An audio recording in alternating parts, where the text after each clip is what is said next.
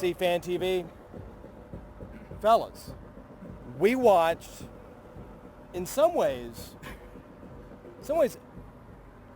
it felt like a great escape. It felt like a great escape. So I'm going to start, and I just want to ask, Jessica, here's my question. Were you worried? Honestly, I was a little bit, if I'm going to be 100% honest. There were so many times that, like, we were not, like, pressuring, or, like, it seemed like we were trying to waste time and we were, like, tied. It's like, it almost seemed like we were playing for extra time at times. So, like, I was a little bit worried when we weren't pressing as much. What broke it? Honestly, to see us, like, actually connect on some of the long balls, like, and actually spend some time in their half, that was trying to, like, you know, get some confidence back. And then, you know, Awana had that pass to Hani, like, nice clean shot. You know, the fact that we are taking shots now is great. So that was really exciting.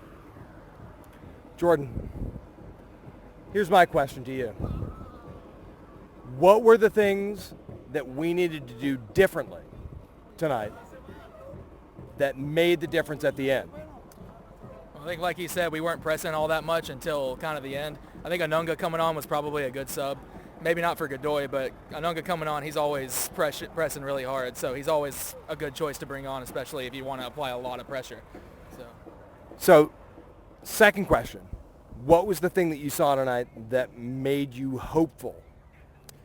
I think seeing a lot of the guys that aren't regular starters playing a decent game, Loba getting a goal. Not a pretty one, but it's a goal. Ake's got his first. A second. Second? Does a score against Cincinnati count? The answer is nah. No. First goal. Still. Better to score against Louisville and Cincy. True. So some hopeful things. Maybe another question. Were there some things that made you concerned? The first half they looked. I mean, they didn't have possession stats on the screen, but it felt like it was like 70-30. It felt like they were really on the attack first half. So yeah, we had to absorb a lot of pressure, and we weren't stopping them. We didn't seem to have someone sort of disrupting their control in the front. Is there a solution to that? I mean, I don't want to say play more defense because that's all we do. But maybe a little more attentive in the midfield. A lot of the guys kind of maybe miss some balls through that they should have connected with. And so Jordan sees some midfield solutions coming. Yeah. Ricardo. So our favorite player played tonight. Yeah. And my opinion was that there was some physical dominance displayed. So tell me about that, and then tell me about what else you saw. I think Godoy played a good game. I'm not sure if Anunga coming in for him was a good switch, but he did good also. I mean, Anunga did his job. Bawana was kind of shaky. I don't know what that third forward or that third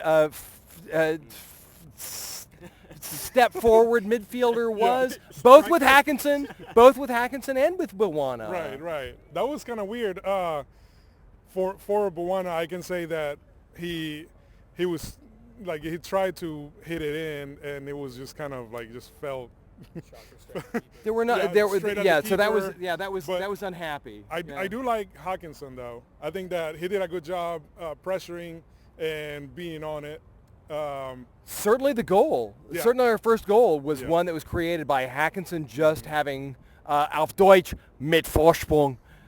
He jumped on a through ball and just jumped through, but there was a consistent question. We were sitting, Duncan and I were sitting in midfield, and we just had a question. It's like, what was that? What was it? A third forward? Was it a third midfielder? What was that position? Did you see any point to that position? No, he kept changing though.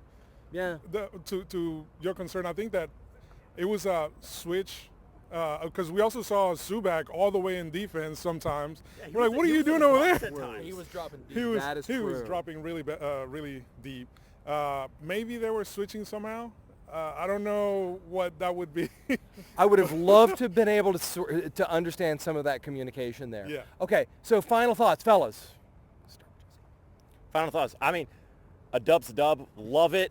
And so looking forward to the next round. And shout out to Lou City for the hospitality because they were awesome. Got some free shots of bourbon at their tailgate, so that was always awesome. But way to I move didn't forward. get that. Other Man, side. yeah, other side. It's the other side. It's in the gold parking lot. In the Yeah. gold. And I thought everybody was going to meet up. Purple problem. Purple problem. Shout out to Panico for coming in and like playing like a solid game. Just you know, like smooth transition to this. It's Yeah, still he was in the- USL. He was in but- the USL 2 days ago. Yeah. He came in. And playing well against the USL again. Yeah. So one thing that I heard is that Panico being in the Indy 11, Yeah. that's Louisville's rival. I had no idea about that. So delicious. So we brought him here to help, but kind of doing them a favor in the USL as well. Yeah. So delicious. It worked So out. delicious. And then the Nashville reject. That was Yes. mean. That was Tell the mean. story. Tell the story. Yeah. Tell the story. Lancaster, he came in, and we just started hearing Nashville reject. That was mean, but Not yeah. nice, but hilarious because true. Nashville Soccer Fan Television. Oh. Thank you so much.